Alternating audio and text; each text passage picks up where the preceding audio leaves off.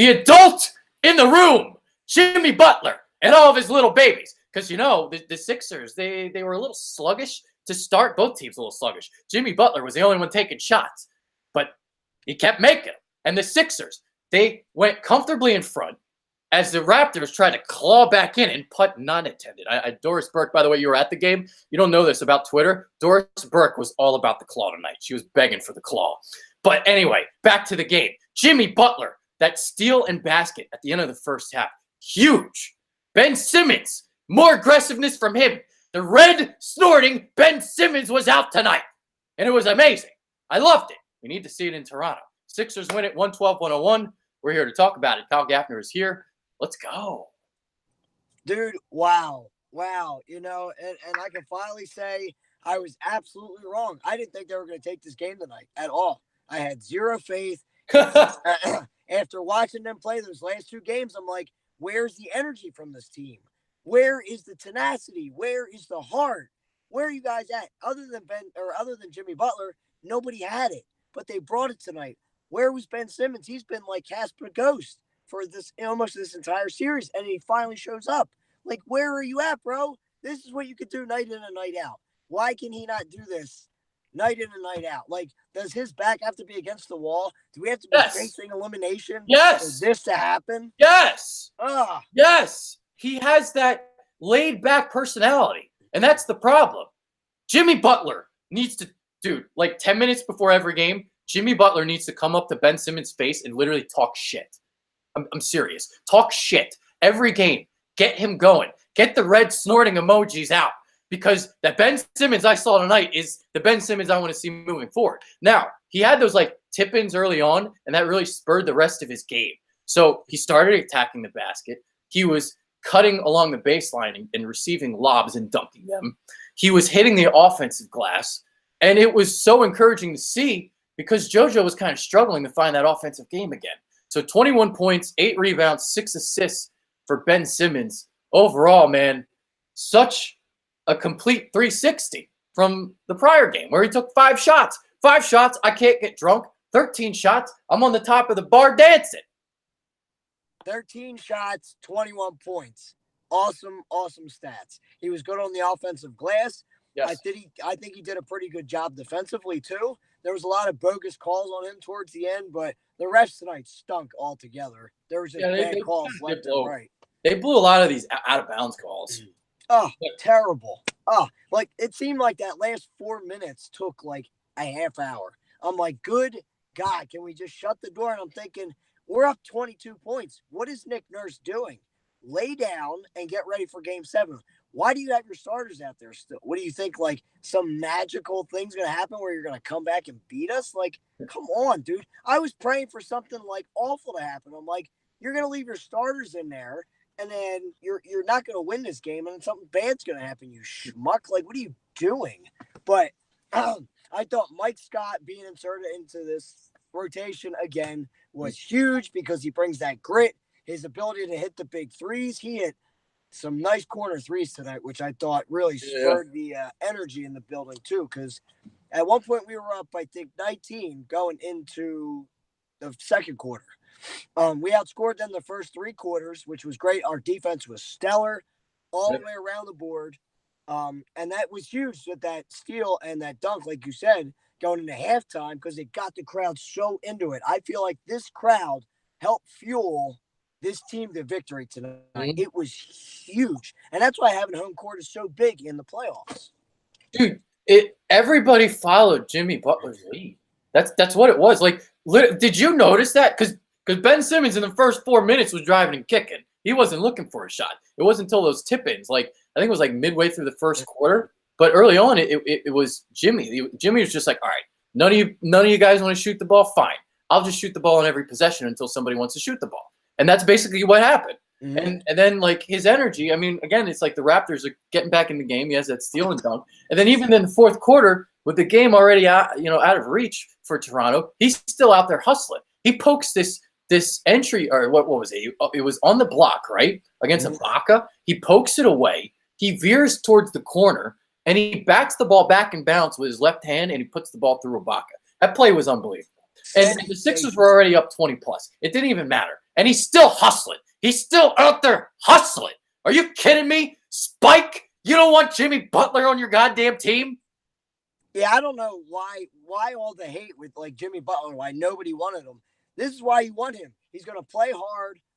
Not all 48, but, close to as many minutes he's going to get out there. What did he have tonight? Like 39 minutes tonight? Let me do a quick check of that. 35 minutes. Okay, so, he's going to play hard. Even when you're up 20, that's what you want from your players. He embodies Philly, and I want him to rub off on JoJo and Simmons and all them guys. Like, this is what Simmons should have been doing. That's literally what happened.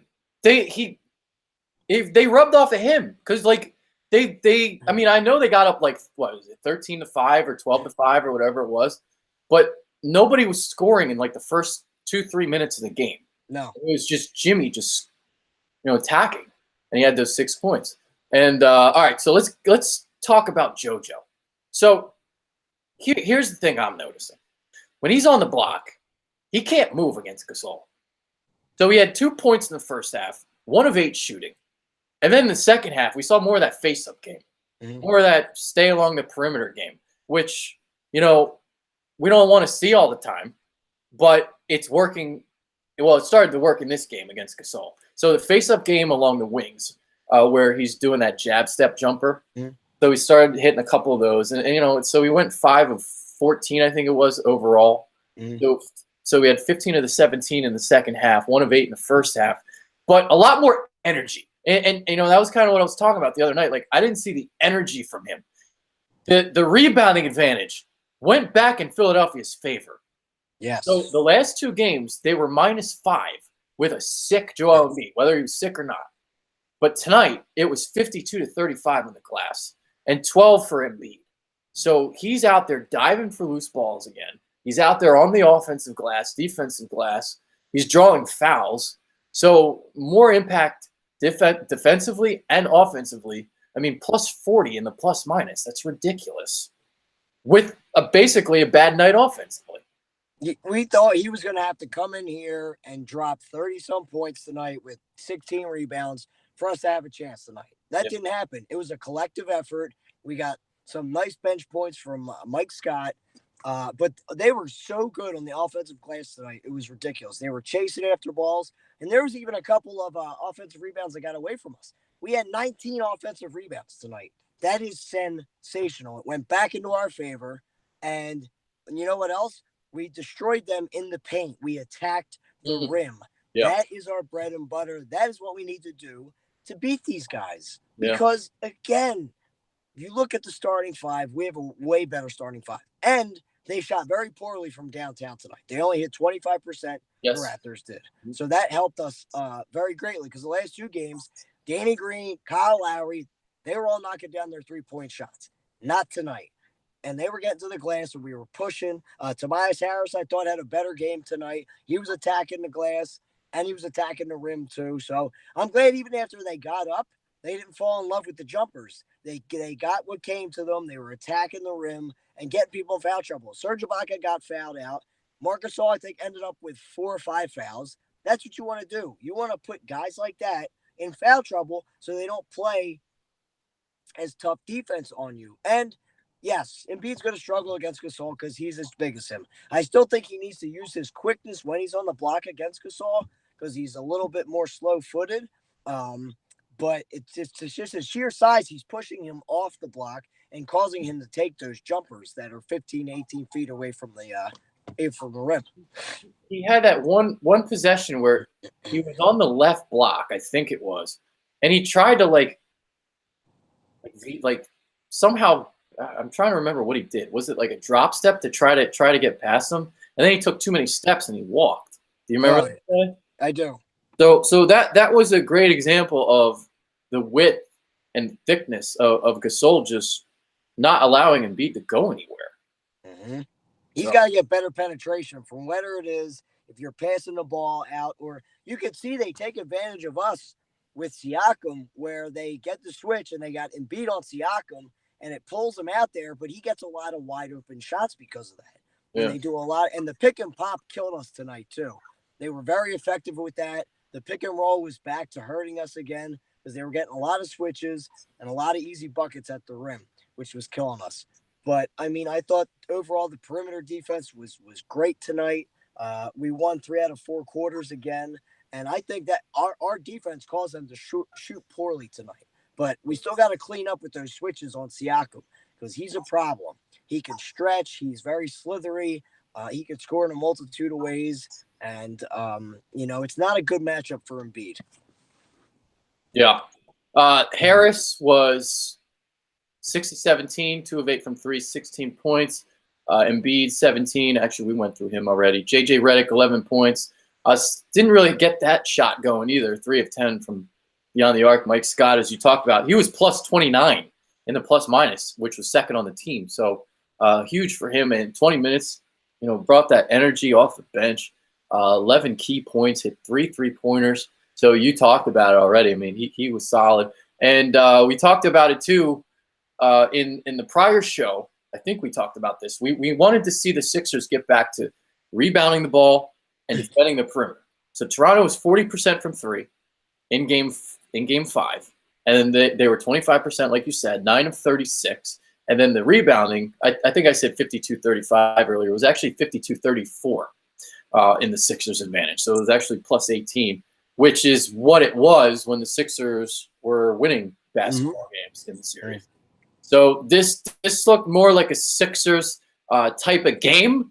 Ben Simmons attacking, Joel Embiid. I mean, they won by 11, and JoJo's still trying to figure out that offensive game. So we'll see what happens in Game 7. He's going to have to drop 30-plus, I think. Easily. And I still think Simmons is going to have to come out like he did. He needs to play like he did at home tonight again, yes. He has to, especially with those mismatches. He has to put pressure on that defense because if he just starts to take his 5 shots and disappear, we are definitely screwed. We're not going to win. He needs to be aggressive and at least put in 16 to 18 points. Let's see. What else needs to happen in Game 7? Because you know what's going to happen. It's like the guys that struggle on the road come back home and they start to play a little bit better. Like guys like Pascal. Like what was Siakam tonight? It seemed like Siakam struggled, especially with his jump shot. He was 2 of 6 from 3. He still had 21 points, 8 of 16. So actually, I kind of lied. I wonder if a lot of that came in garbage time. It seemed like he wasn't doing a lot. It was when they were getting the switches. They kept switching and getting the pick and roll on us, and he was getting these open looks. He had a lot of the floaters where he wasn't hitting the threes. No, he hit the 2 threes, like you said. They were 2 wide open shots. Yes, but it's when they're switching on us, and B couldn't chase him around. He was getting those easy floaters. It was all close to the basket where he got those points.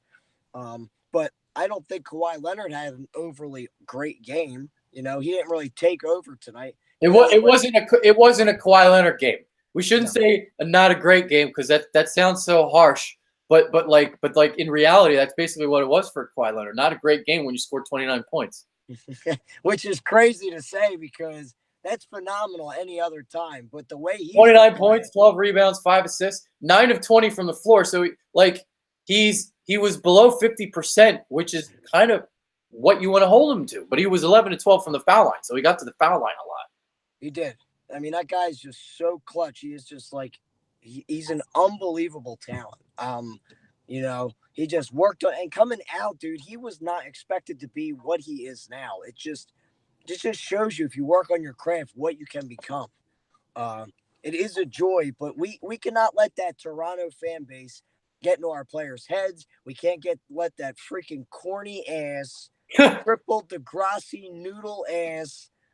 Like, dude, I cannot stand Drake. He's so do the airplane, baby.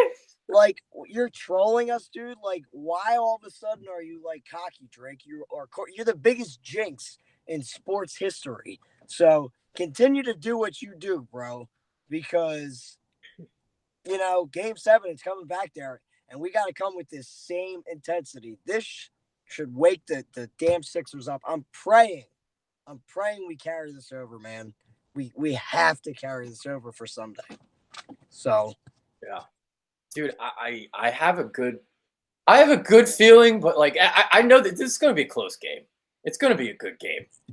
Because JoJo is now healthy, and I saw that energy from him. I saw the smile was back, and just all the things, because he was averaging only 7 rebounds a game heading in, and he had 12 of them, and he drew fouls on Gasol, battling for rebounds. So that's that's something that it gets you in the foul limit and gets you early free throws, and that's something he does as well that helps the team. So plus 40, dude, that's crazy. I keep going back to that. He was plus 40, and he didn't even have a good offensive night, which just shows how dominant he was on the defensive end.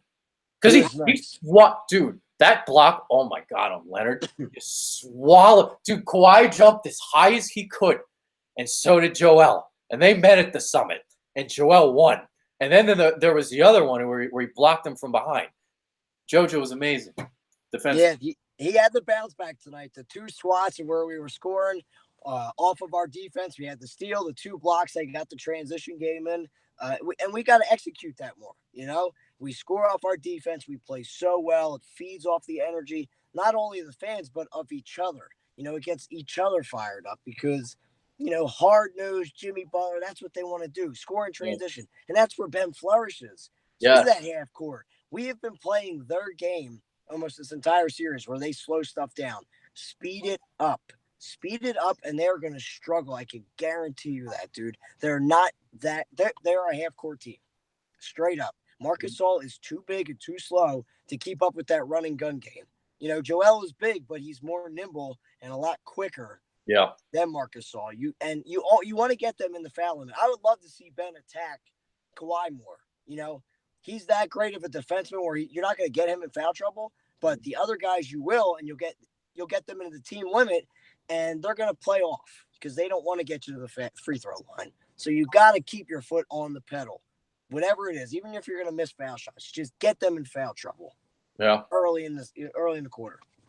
So one of the things that Toronto has done last few games, pairing Ibaka and Gasol out there together, and we saw Boban get in the game instead of the Moose.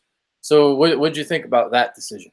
I was fine with that, especially if you're going to have Mark out there, because he's not fleet of foot just like Boban. Yeah. He's a big body. But if Mark goes out, you cannot put Boban in there because they're going to roast him. Ibaka and Siakam, they will take advantage of his size and how slow he is. But I'm okay with that. Yeah. You match body with body. It's all about matchups. And I'm kind of surprised this is the first time we've seen Boban in the series because Marc Gasol's been getting a lot of minutes. A lot of minutes. Yeah.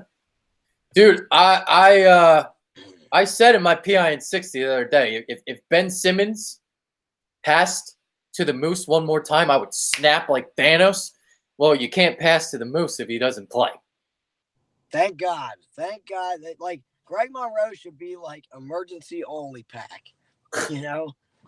Dude, he got so bad so quick. Has any NBA player ever gotten that bad so vociferously in that short of a time span? Because he was like he made an all-star team, right? Yeah. He used to be good when he was with Detroit. Him and Andre Drummond were a force to be reckoned with for a while there. And then it's like, what happened? It's like kind of what happened with Dwight Howard.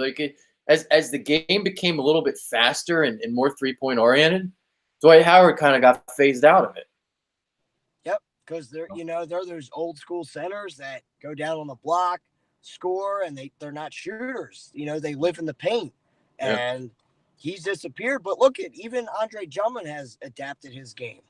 Being a guy that doesn't really score other than putbacks or rebounds, but I mean, he's a phenomenal talent. I think he's the best rebounder I've ever seen.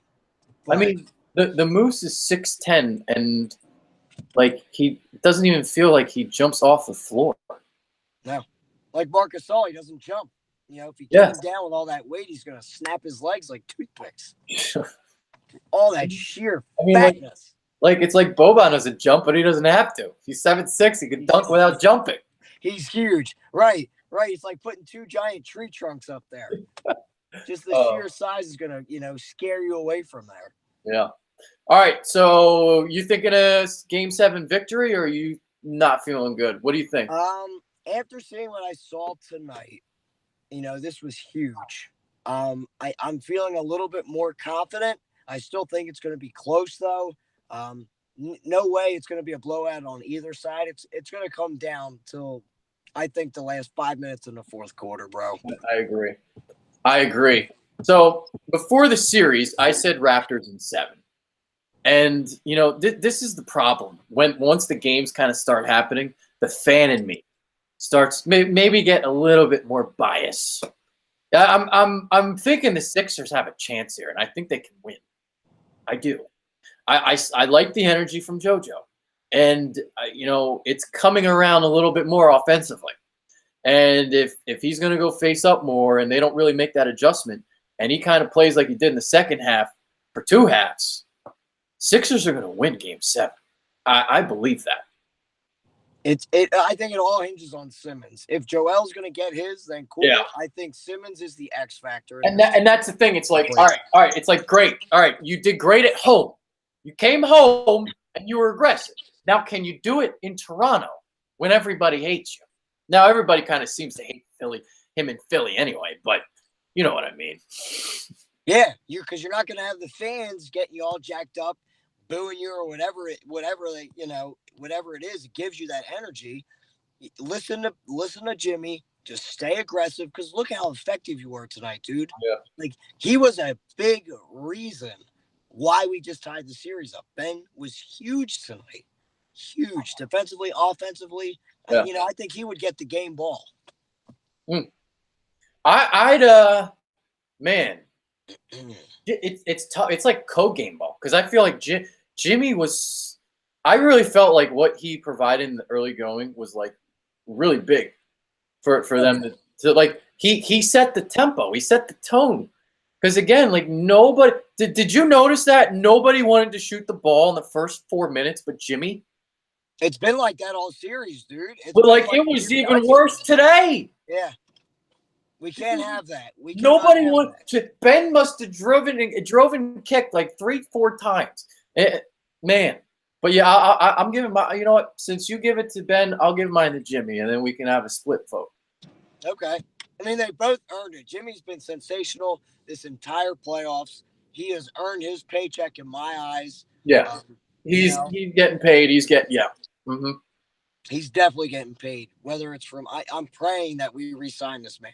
We need to re-sign this guy. Regardless of whatever happens, he should be the number 1 priority for the Sixers this offseason.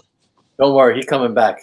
He ain't passing on this opportunity, and Philadelphia ain't passing on him. We're starting to fall in love with him. The grit, the determination, the hustle, it's all coming out. It's all in full display. I mean, dude, again, like that play in the fourth quarter when you're up by 20 and you're diving, trying to save a loose ball. Jimmy. Love it. Jimmy Butler, guys. Unreal. And can we have a breakout game from Toby? I want Toby to go off just because of how poorly he's played. Like, you have one game in you where you could just drop 29. Yeah, it'd be nice because it's like I feel like even tonight you had 2 of the 4 really show up. But then Embiid really showed up defensively though. So I'm talking about on the offensive end. Yes. So let me preference that statement, or let me make that statement a little bit more clear then.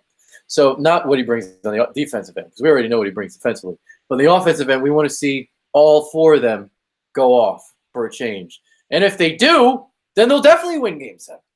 No doubt. You got your guys that all of them average over 20 points a game. It's a wrap. You don't need anything from the bench. Nothing. It's a wrap. That's kind of a pun a little bit. It's a wrap. Yeah, it's a wrap. Dude, this is playing out, I swear to God, just like 2001. Yeah. Like Bucks already in the Eastern Conference Finals. I'm trying to remember who the Bucks beat. I can't remember who they beat in 2001. I don't. My first guess would be the New Orleans Hornets. Hornets? They were always a 4 or 5 seed in like the early 2000s. That's true. You know what? I'm going to check. I want to say the Pacers, but I'm not sure. Well, 2001, the Sixers beat the Pacers in the first round, remember? So we beat them in the first. So were we the home team In 2001, did they Yes, get the we were the number 1 overall seed. in 2001? Yep. Wow. That's crazy. That's really the East must have been ew. Probably was. Dude, I'm a genius. Was it? Bucks over the Hornets. What the hell? Dude, I'm telling you, the Hornets were always that like 4 or 5 seed.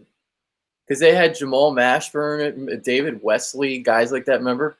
Oh my God, that's really, really long. I remember Mashburn. I didn't know Wesley was on that team yet. Shit.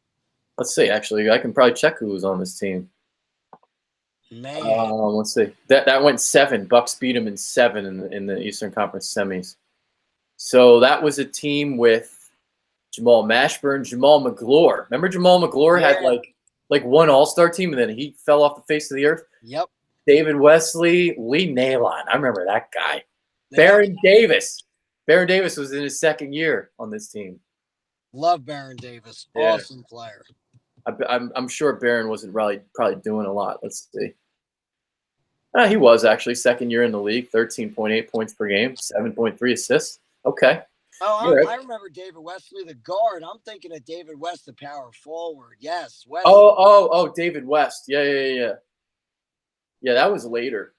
That was like, I want to say 2004. Yeah, mid-2000s. What? Yeah. Okay. Final thoughts.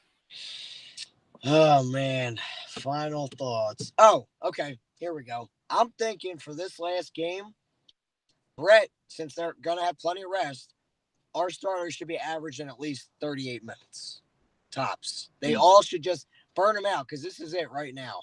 Because you're gonna have a break regardless. If you do somehow pull that win off, you got to play them at least 38 minutes. Don't worry about their rest time or whatever. Just play them all, dude. Play them all. They should be all fresh and ready to go. So I think they should be out. Well, except Embiid, unless he's cooking or whatever, he's going to hurt you. But the rest of the guys, they got to be averaging at least 38 minutes, close to 40. Game 7 is Sunday? Sunday, yeah. So Chick-fil-A isn't open, which is a good thing for JoJo. Thank God. And I don't even know if they have it in Toronto. So that's true. It's in select cities, I believe, right? I think it is. I don't know if it's in that's something countries. That Fultz complained about Boston because they didn't have a Chick-fil-A. Oh yeah, then it's definitely not in Toronto. Then. It's that yeah. Joel Embiid is fucked. No Chick-fil-A, which means the Sixers are going to win Game 7, baby. I hope. I am praying, dude. It's going to be a battle. It's going to be a battle. Yeah. Let's put those Raptors into extinction. I'm down with that. Let's be the meteor that takes them out completely. Put them out into extinction and let JoJo be the lead. He's the main meteor, baby. Let's wipe them out.